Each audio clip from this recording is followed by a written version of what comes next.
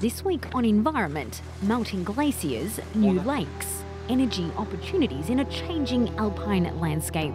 We don't want to use any more electricity with nuclear. Ice being lost at a rate faster than expected. How quick and how serious? In the space of a year, it's lost 25 meters. Melting ice sheets contain enormous methane deposits, a time bomb for the climate or a valuable untapped resource. We'd expect this to have serious environmental repercussions.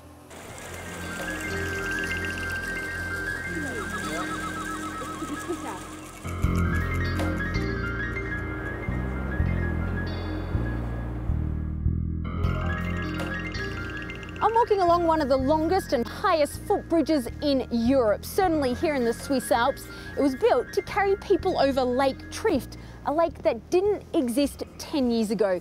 People used to be able to walk right up this mountain, but today the glacier tongue moves further and further away. An irreplaceable loss for the environment, but an unexpected win for the region in other ways.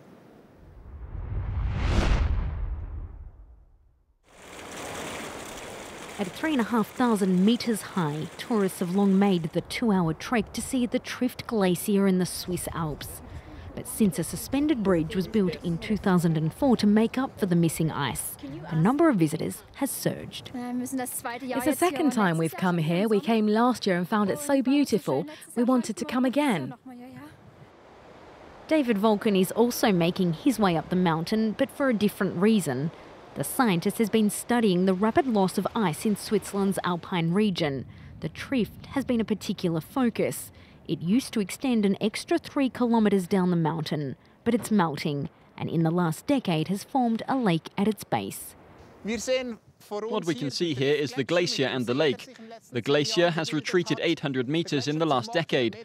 The steep part of the glacier tongue has separated from the rest, which means that it will lose between 300 and 400 meters next year. While the lake has provided an extra attraction for the tourists, it's also put them more at risk. It's dangerous if the glacier breaks away at this point here.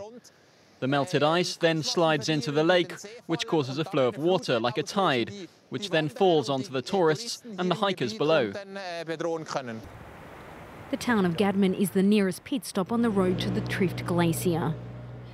Its residents can see the irony in their situation. The melting glacier is an environmental loss for the region, but the lake and subsequent bridge has brought new economic growth. And in a town like this, every Swiss franc counts. It brings more people and it brings jobs and also for the farmers it's very good because they can selling their products directly to the customers, to the people who are coming to this place, and that's a good thing. But this changing alpine landscape is offering yet another, much larger financial opportunity. And this is one of our power stations which produces electricity which are from the water which is stored in our lakes. Hydropower currently provides 56% of Switzerland's electricity. This company already has 5 dams in the region. It's considering building another, using the Trift Glacier's recently formed lake. We don't want to use any more electricity with nuclear. If we want to fill the gap with hydroelectricity, we need the storage. As the ice continues to melt, hundreds of new lakes are appearing in this mountainous region. This one here at the base of the Rhone Glacier falls in a federally protected zone, but could eventually be reclassified as a potential site for a future dam.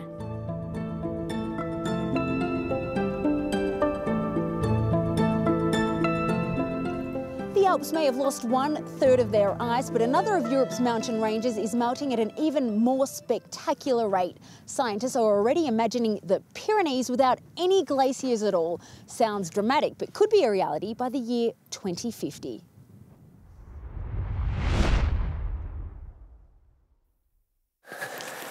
Pierre René has been studying glaciers in the Pyrenees for 12 years now.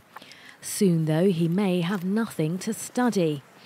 Due to global warming, ice, which was once thought would last forever, is now in the process of disappearing.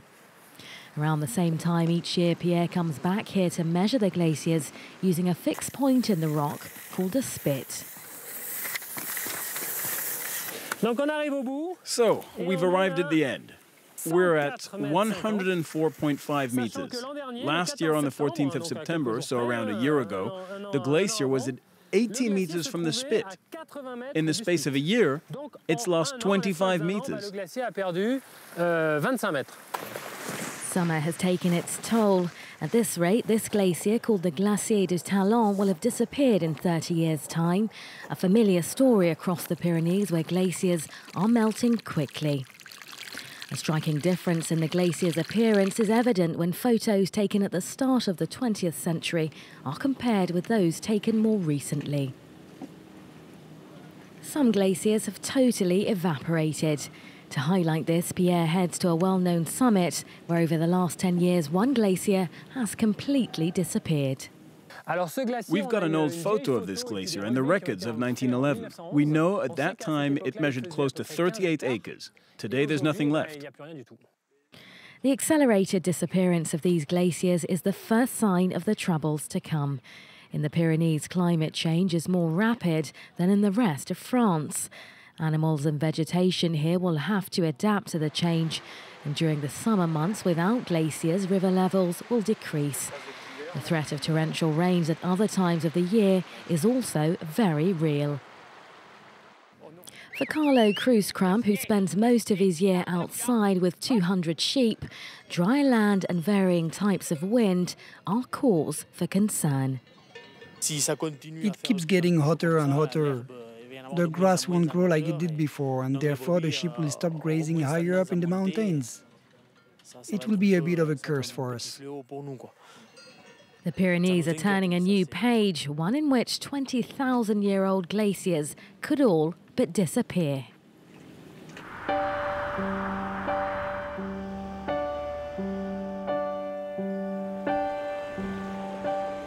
When glaciers melt, an obvious effect is an increase in water flow, but a less talked about consequence has scientists worried. There's fears that global warming could release methane trapped in ice sheets in the Arctic and Antarctic. Methane is a harmful greenhouse gas, but it's also a potential source of energy. This ice is one of nature's mysteries. It's not made up of water, but methane hydrate, a frozen gas which could be the energy of tomorrow. Its deposits are double the global reserves of all gas, oil and coal deposits combined. The majority lie beneath the ocean floor, but a fifth of deposits are found in permafrost, the frozen ground in Siberia, Greenland and the Earth's poles, with the potential to replace other energy sources. This natural gas is thought to be a significant potential resource for our energy needs later in this century. But methane hydrate also has its drawbacks. It's difficult and costly to extract. Some specialists say it should only be used once oil becomes too expensive or runs out. It's also very polluting, emitting a greenhouse gas 30 times that of carbon dioxide. After 10 years, this converts to the less toxic CO2, but its lifespan still stretches to some 100,000 years. A rise in the Earth's temperature by just a few degrees would release the gas from the permafrost into the atmosphere, with serious consequences. We'd undoubtedly see an increase in temperature of around 5 degrees, maybe even more. And that would be a far more rapid increase than the one we're currently witnessing. We'd expect this to have serious environmental repercussions. The gas could also be the key to unlocking another mystery. When the methane hydrate stored in the ocean floor is released from the ice into the water, it reduces buoyancy. Scientists believe it could be behind the disappearance of ships in the Bermuda Triangle. The only way to slow the rapid rate of glacial melting is, of course, to slow global warming. But as this graphic produced by NASA shows, temperatures are on a one-way trajectory. Blue shows temperatures that are lower than the baseline average, red shows those that are above average. And 2012 is on track to be just as out of the ordinary. That brings us to the end of this week's show. Thanks for joining us here in Switzerland. We'll see you again back in France next time.